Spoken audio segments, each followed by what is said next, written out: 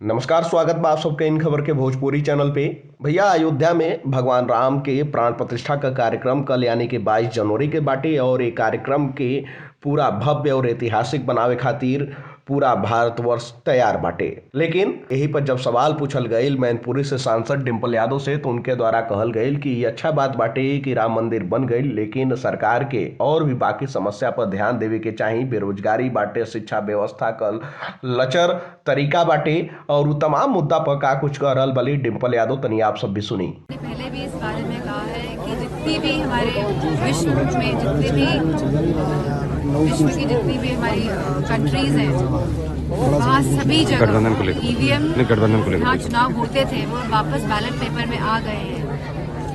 जितने भी देश हैं पूरे विश्व के, सब बैलेट पेपर से ही चुनाव कर रहे हैं। अगर हमारा हिंदुस्तान भी आगे बढ़ रहा है तो मैं समझती हूँ कि बैलेट पेपर से ही चुनाव होने चाहिए। मैडम, गठबंधन को लेकर क्या कह रही है मैडम? पिच पे बैटिंग कर रही है, वहीं आप हिंदुत्व के नाम पे धर्म पे कब्जा कर लिया है, क्या कहेंगे? धर्म पे किसी का कब्जा नहीं हो सकता है। धर्म सबका अपना एक पर्सनल मैटर है और मैं समझती हूँ धर्म का उपयोग राजनीति के लिए बिल्कुल नहीं होना चाहिए। मैडम, समाजवादी पार्टी ने गठबंधन कर लिया आरएलडी के साथ। राष्ट्रीय लोकदल को 7 सीटें दी हैं।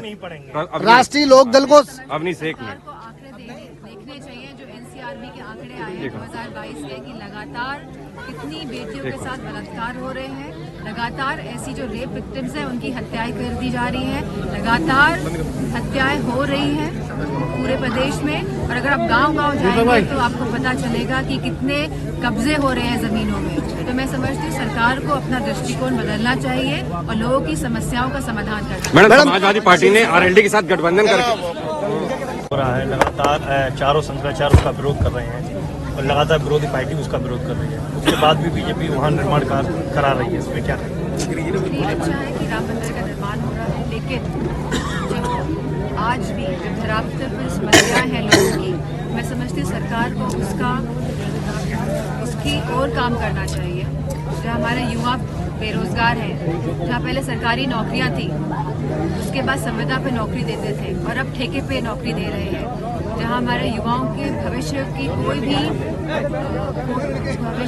भविष्य नियमित नहीं है। अभी भी लोग नहीं जान पा रहे हैं, सरकार यह नहीं जान पा रही है कि लोगों की समस्याएं क्या है, कहाँ स्वास्थ्य की समस्या है, कहाँ शिक्षा की समस्या है। और बिना शिक्षा के कोई भी समाज आगे नहीं बढ़ सकता है।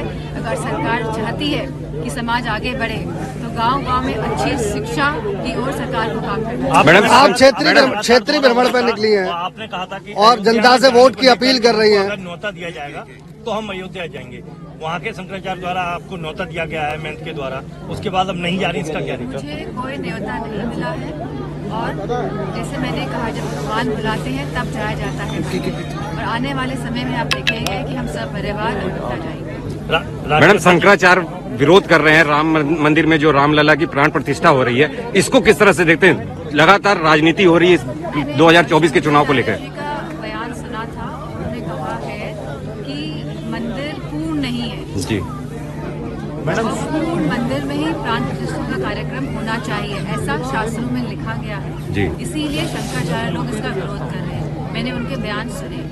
आप सब सुननी कि डिम्पल यादव द्वारा का कुछ कहल गई बाटे, कोना तरीका से राम मंदिर के लेके अपन प्रतिक्रिया देले वाली, और वहीं इहो कहले बाटी कि जो नया तरीका से सरकार ये तमाम बात पे ध्यान नहीं देत, तो सरकार के बात पे ध्यान देवे के चाहिए। वहीं आवे वाला लोकसभा चुनाव खातिर भी संदेश देले बाड़ी। खैर, आपका क्या राय बा? आप अपन राय कमेंट बॉक्स में जरूर बताएं।